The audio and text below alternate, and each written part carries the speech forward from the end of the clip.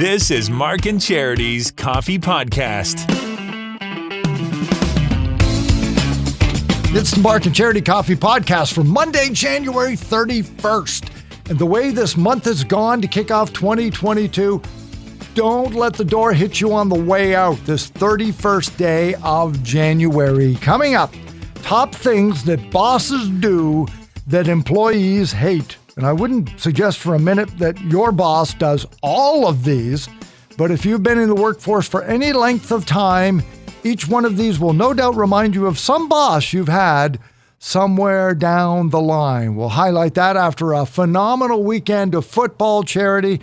And I can only say I correctly guessed one of the two matchups. I said it would either be LA Cincinnati or San Francisco and Kansas City, and it didn't look like it was going to be either one of them early on. No, both games again this weekend. Very exciting games. It kind of looked like it was heading one way at the beginning, and then all of a sudden, boom, turned around and go the other way. In fact, the Cincinnati game, they went into overtime. Yeah. So it's kind of, and again, when they went into overtime, all I could think of was, oh no, is this going to happen again where it's going to be over within 10 seconds? It's the coin team toss. Who wins the toss is going to get the ball. They're going to go, they're going to touch down, and that'll be it. So I was glad that there was a little bit more to it, and it seemed a little bit more, we'll say, fair for the teams when they hit overtime. Kansas City jumped out to the 21-3 lead and looked unbeatable. And then, like the tortoise and the hare, just decided to take a nap. And then when they were down 3 to kick the field goal, I had tweeted out, what does Kansas City even talk about in the huddle? If they come out of the huddle and they're in the red zone with a touchdown and 2 minutes to go to the Super Bowl, and they just run 3 plays where Patrick Mahomes looks like he's running around like his hair's on fire, and that's it. Like, who called that play? 3 times. It looked like schoolyard kids. Like, this is to go to the Super Bowl. You guys were unbeatable in the first half, and then it looked like you had no plays. I get it. Cincinnati's defense is good. But this is for all the marbles, and you're one of the top teams. Yeah. You don't have one play in your arsenal from the 8-yard line that could put you in the Super Bowl. They ran 3 of them, and it looked just awful. They lost yardage. And anyway, but Cincinnati, I'm happy for them because it's been a long time since they've been in. We talked about this morning. The last time the Cincinnati Bengals were in the Super Bowl was January of 1989, and they would lose on a 92-yard drive, Joe Montana, in the closing minutes of the game. And the top 3 songs when Cincinnati was last in the Super Bowl was Don't Rush Me by Taylor Dayne, My Prerogative by Bobby Brown, and Two Hearts by Phil Collins. Those were the top 3 songs on the radio the last time Cincinnati was in the Super Bowl. Well, and the last time they were in the Super Bowl as well, we got talking about ticket prices because the Super Bowl, of course, now is just over the top. Yeah. The price of everything. As we know, commercials during the halftime show go for an astronomical amount. Just to be there, you're going to have to empty a couple of piggy banks. For instance, even before the two teams, even before it was whittled down, who we knew who was going to play in 2 weeks, estimates had ticket prices going for $6,600 a piece. $75,000 was the highest price ticket, and for a pair, well over $100,000. But if we go back to, as you mentioned, the last time the Bengals made it to the Super Bowl, so that's what ticket prices are estimated at this year. Back when they made it last time around against the 49ers, $100 a ticket. Oh, $100. $100. It's $100. And again, it's American. So yeah, you're looking close to, okay, maybe $200 a ticket, which is, oh my goodness. But no, that's nothing compared to what the ticket prices are now. Especially since you can go to a regular season game in Buffalo and drop well over $100 on a seat, and you're just getting a regular season game, let alone the Super Bowl. So we don't have to go that far back, because tickets for the very, very first Super Bowl, that wasn't even called the Super Bowl back then, for game number 1, which was just known as the National Football League Championship game, $12. $12 would have gotten you in the door to see a football game, which probably they would have said, not if I can watch it at home, I wouldn't. And Jimmy was already talking this morning about one Super Bowl ad out there that they're all starting to leak a little bit right now. So that plus halftime show, SoFi Stadium is going to have a hometown team with the Rams, so it's going to be a great Super Bowl coming up on Sunday, February the 13th. 15th. And I am looking forward to that halftime show. I'm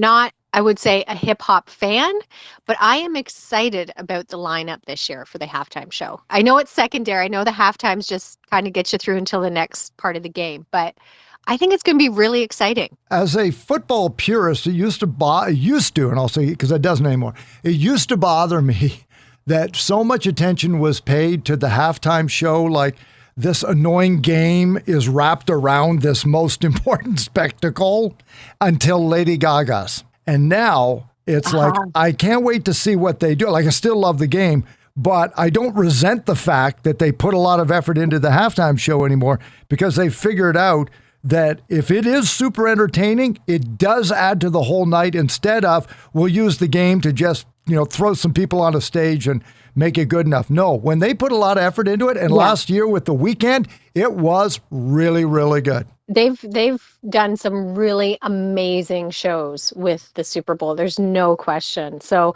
again, I get that. I can respect that, Mark. You being the lover of sport, especially fan of football that you are, I understand that completely. Even last night watching the game, I was surprised that they had entertainment during those games because I thought, why? So I understand even with the Super Bowl why you need to stop down and have entertainment.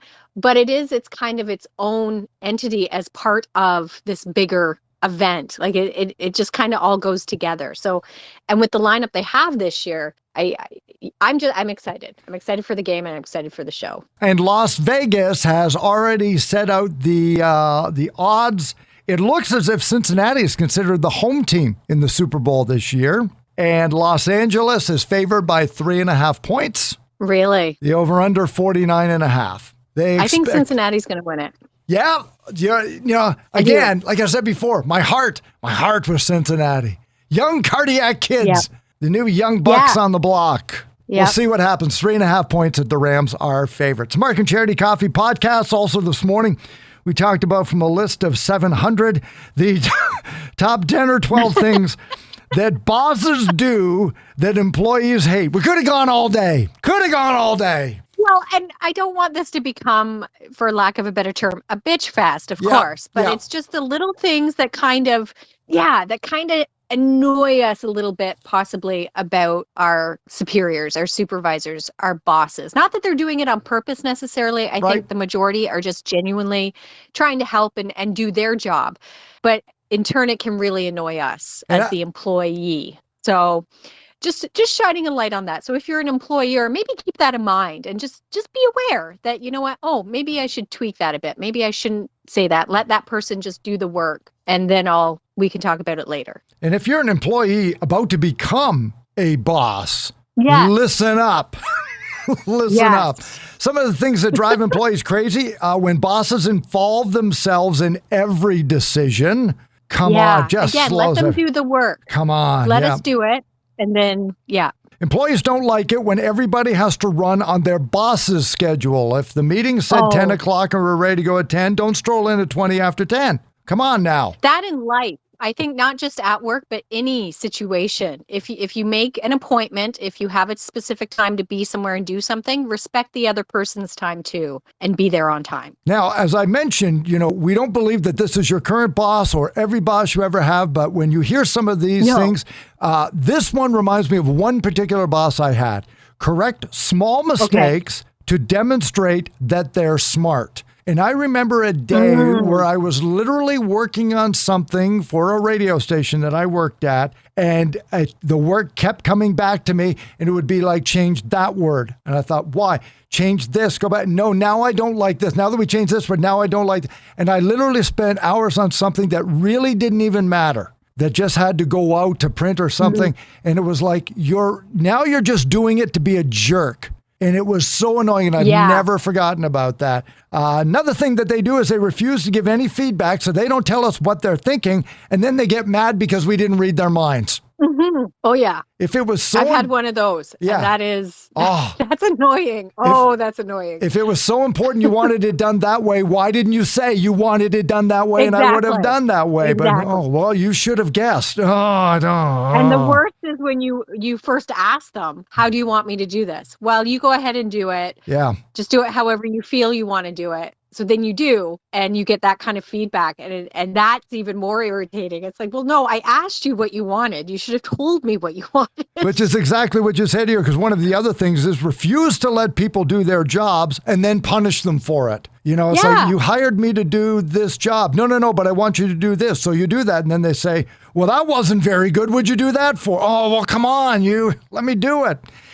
They treat people the same regardless of their experience. And this is a really interesting one. In other words, you treat the people with a great deal of experience like they're the intern, or the flip side is they treat the interns like they should have a lot of experience and should have known. It's sort of like they should know better and have this experience. Yeah. So good bosses understand that, you treat everybody the same when it comes to, you treat them fairly and you treat them with respect. But as far as the hands-on, hands-off, experienced people, not as much hands-on, total hands-on for young interns and new employees. So good bosses do that. We don't like it when bosses are inconsistent and unpredictable day to day. That's for darn sure. Well, we don't like that about anybody. Bad bosses also play favorites with team members, and they make it obvious. Oh my goodness. Yes. Well, you say that because you're everybody's favorite, so that's why. Even working at home, you're everybody's favorite.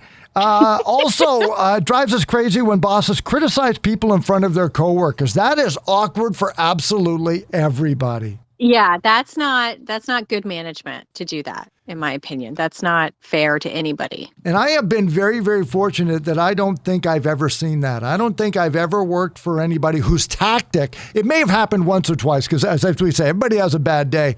What we're really talking about are bosses who do a pattern of this. This is what they base their bossdom on. And I didn't have anybody whose strategy was to pit employee against employee by shaming them in front of each other. But you're not fooling anybody. If it wasn't my day to get yelled at, we all know what's going on. You know what I mean? That's bad. Often, if you're in a situation of give and take in a meeting, a bad boss becomes incredibly defensive at the slightest constructive feedback. Yes, they want to be able, they point things out to you. They don't want things pointed out to them. Mm-hmm. Especially, even if, not especially, but even if it's for the good of the company as ideas come up. Oh boy, no, they don't like that.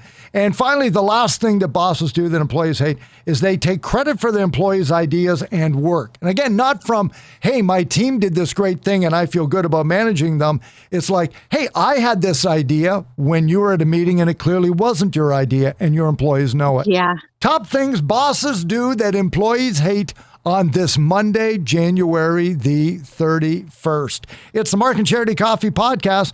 You'll find it on Spotify, Apple Podcasts, Google Podcasts, off of our social media sites. Heck, wherever you get your podcast, be sure and subscribe so that you'll know when it's uploaded and ready to go by 11 o'clock in the morning. Tomorrow we flip the calendar. 'Tis the first day of February tomorrow, and the weather already looks like we may get the mercury up to around 0. Wake up tomorrow morning with Mark and Charity Mornings on 95.5 Hits FM. Enjoy your Monday.